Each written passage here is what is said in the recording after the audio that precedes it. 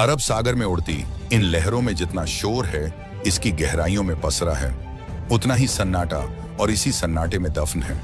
ना जाने कितने ही रहस्य यह रहस्य है।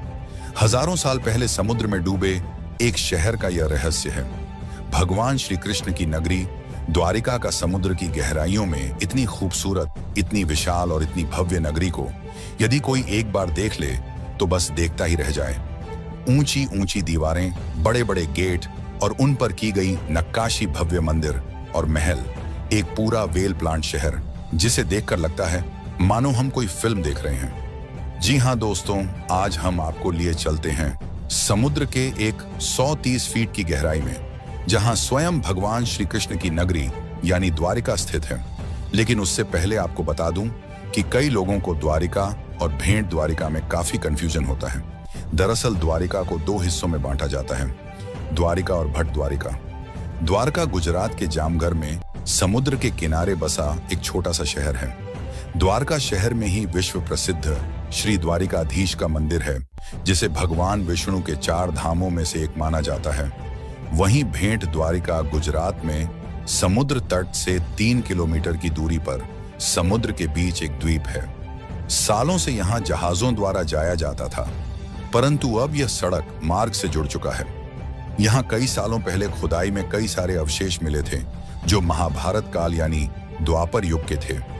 यहीं पर समुद्र के नीचे करीब 130 फीट की गहराई में खोजकर्ताओं को कुछ ऐसा नगर मिला था जिसे देखकर हर कोई हैरान था। समुद्र की गहराइयों में द्वारिका की खोज करने गए आर्कियोलॉजिस्ट की टीम को एक ऐसी भव्य नगरी दिखी जिसे देखकर लगा मानो वह कोई फिल्म देख रहे हों।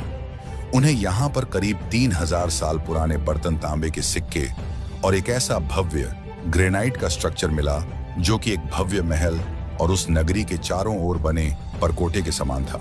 इस नगरी का मेजरमेंट 12 योजन यानी 153.6 किलोमीटर का था। खोजकर्ताओं को जितनी जमीन पर नगर के परकोटे के अवशेष मिले थे, भागवत पुराण के अनुसार यह उतनी ही जमीन थी जितनी समुद्र देव ने श्री कृष्ण को द्वारिका बसाने के लिए दी थी। इस नगर के बीचों बीच एक महल स्थित था, जिसके अवशेषों की कार्बन डेटिंग के बाद पता चला कि यह महल द्वार नगर का परकोटा जिन नक्काशीदार पत्थरों से बना है, ये पत्थर कई हजार साल पुराने हैं। लेकिन दोस्तों, आखिर हमें कैसे पता पड़ा कि यह नगरी द्वारिका नगरी है और इसे श्री कृष्ण ने बसाया था?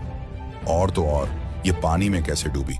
तो चलिए आपको इस अद्भुत नगरी का रहस्य, इतिहास और हमारे पुराणों में वर्णित इसके डूबने की कथा को आपको विस्तार से बताते हैं। आप इस वीडियो को लाइक और शेयर करके चैनल को सब्सक्राइब जरूर करें और मेरे साथ कमेंट में लिखिए जय श्री द्वारिकाधीश। नमस्कार दोस्तों, स्वागत है आप सभी का T2 फैक्ट यूट्यूब चैनल पर।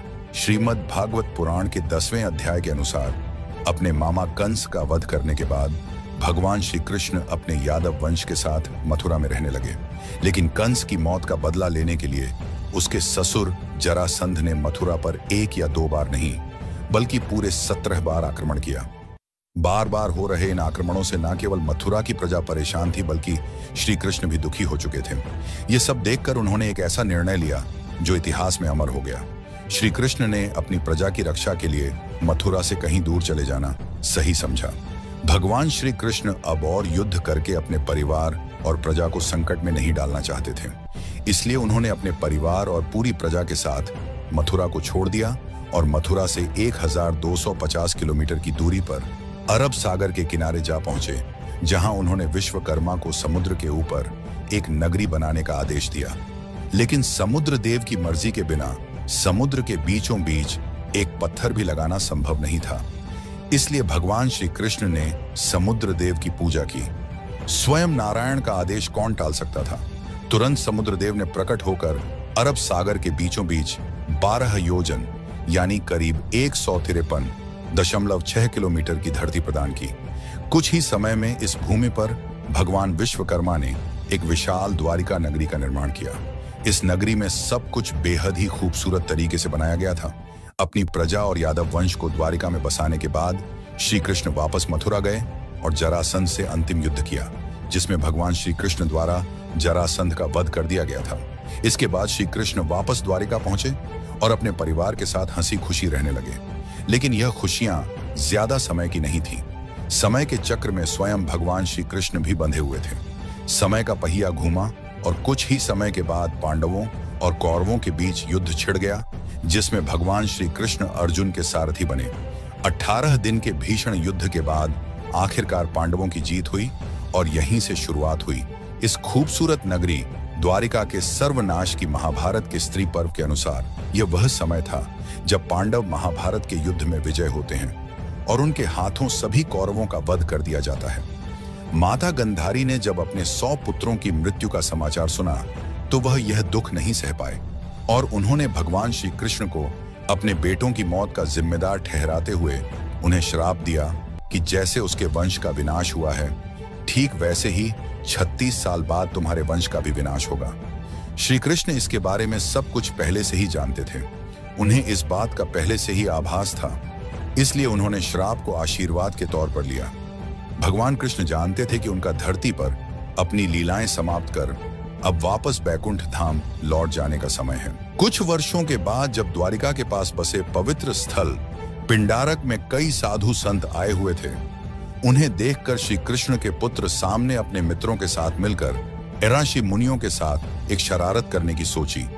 फिर क्या था, सामने एक गर्भवती स्त्री का भेष बदला और साधु संतों के पास पहुंच गया। वहां जाकर उसने ऋषि मुनियों से अपने होने वाले बच्चे के बारे में पूछा। ऋषि मुनि अपने साथ हो रहे इस मजाक से क्रोधित हो गए और उन्होंने शाम को श्राप दे दिया कि वह एक लोहे की मुसल को जन्म देगा जो यादव वंश के विनाश का कारण बनेगा। यादव वंश को अब तक 2 श्राप लग चुके थे, पहला माता गांधारी का और दूसरा ऋषि मुनियों का।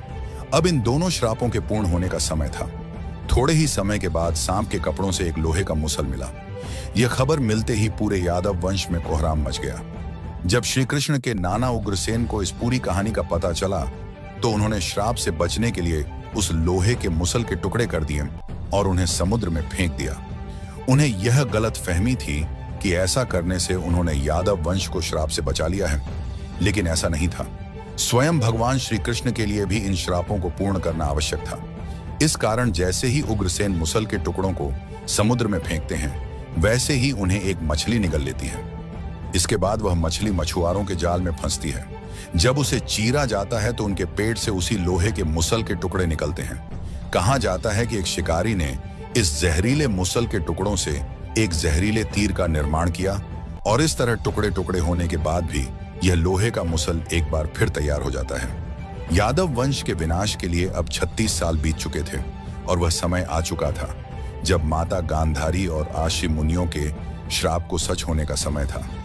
अपने अंत समय से अनजान पूरा यादव वंश नशे की लत में डूब चुका था और धीरे धीरे उन्होंने आपस में ही लड़ना शुरू कर दिया। अंदर ही अंदर यादव वंश में युद्ध छिड़ गया। भाई भाई को मारने लगा और धीरे धीरे पूरे राजवंश का विनाश हो गया।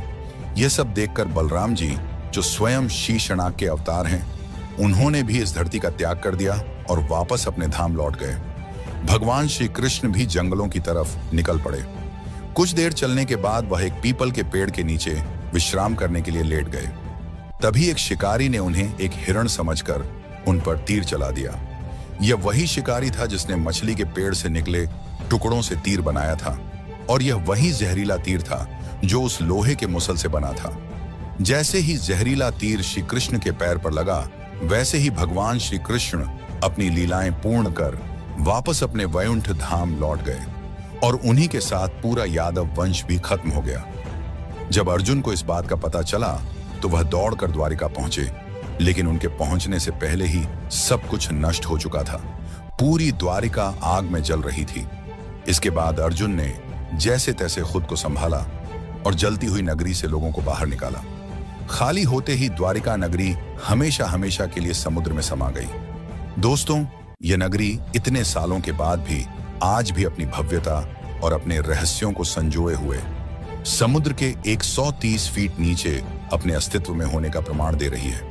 कई शोध हो चुके हैं, कई गणनाएं हो चुकी हैं, परंतु आज भी कई रहस्य हैं जो इन अवशेषों के नीचे दबे हुए हैं। अरब सागर के इस क्षेत्र में निरंतर खोज जारी है और जल्द ही इसे पर्यटन के लिए विकसित किया जा सकता है। जल्दी हमें कुछ ऐसा देखने को मिलेगा जिससे कोई भी आम आदमी भी द्वारिका के समुद्र में पानी के नीचे जाकर इस अद्भुत द्वारिका नगरी के दर्शन कर सके। अगर आप भी द्वारिका में स्थित श्री द्वारिकाधीश मंदिर के दर्शन करना चाहते हैं तो इसकी संपूर्ण जानकारी और इसके दर्शन हमने इस वीडियो में करवाए हैं, तो आप इस वीडियो को देख सकते हैं। लिंक आपको डिस्क्रिप्शन बॉक्स में मिल जाएगा। आई कार्ड पर क्लिक करके भी आप ये वीडियो देख सकते हैं। उम्मीद है आपको हमारे द्वारा दी गई यह जानकारी पसंद आई होगी। इस वीडियो को लाइक और शेयर करें। फिर मिलते हैं नए वीडियो के साथ। तब तक मेरे साथ कमेंट में लिखिए जय श्री द्वारिकाधीश।